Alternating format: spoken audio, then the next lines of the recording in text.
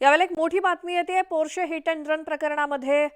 एक मोठी बातमी आहे। अल्पवयीन आरोपीचा आजोबा सुरेंद्र अग्रवाल यांना पुणे पोलिसांनी अटक केली आहे। त्यांचा मुलगा विशाल अग्रवाल हा देखील पोलीस कोठडीमध्ये आहे, तर अल्पवयीन आरोपी बाल सुधार गृहामध्ये आहे।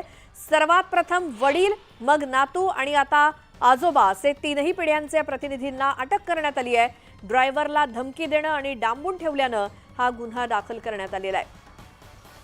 पुण्यातील कल्याणी नगरमधील अपघात प्रकरणी आता जो अल्पवयीन आरोपी आहे त्याच्या आजोबाला देखील अटक करण्यात आली आहे। अधिक माहितीसाठी जाऊयात, आमचे प्रतिनिधी वैभव सोनावणे आपल्या सोबत आहेत। वैभव, आजचे काय अपडेट या प्रकरणातले?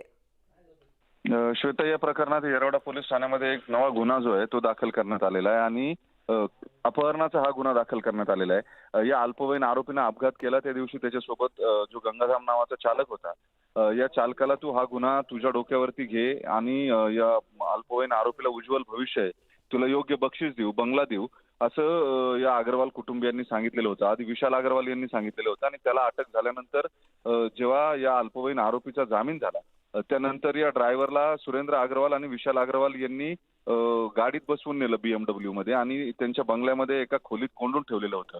त्याचे फोन काढून घेण्यात आलेले होते। 2 दिवस त्याला तिथं कुणाशीही बोलायचं नाही, बंगल्यात कुठल्याही नोकराशी बोलू नको अशा सूचना देण्यात आलेल्या होत्या। आणि मात्र 2 दिवस पत्नी आणि मुलांशी संपर्क न झाल्यामुळे हा चालक जो आहे यानं लपून एका कर्मचाऱ्याच्या फोनवरून बायकोला फोन करून सगळी हकीकत सांगितली आणि त्यानंतर त्याची पत्नी जी आहे ती तिथे आली।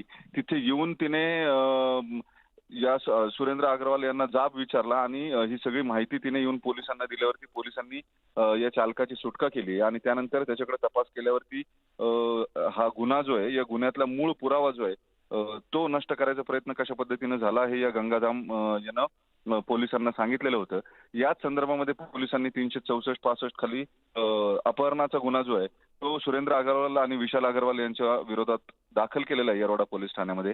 सुरेंद्र अग्रवाल यांना रात्री उशिरा अटक करण्यात आली आहे, तर विशाल अग्रवाल हे न्यायालयीन कोठडीमध्ये असल्यानं त्यांची न्यायालयीन कोठडी संपल्यावरती त्यांना त्यांची पोलीस कोठडी मिळावी यासाठी गुन्हे शाखेकडून न्यायालयामध्ये अर्ज केला जाणार आहे। बरं वैभव, धन्यवाद या माहितीसाठी।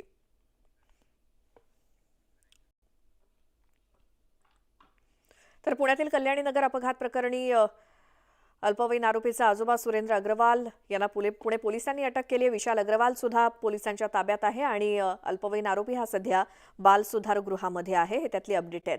आता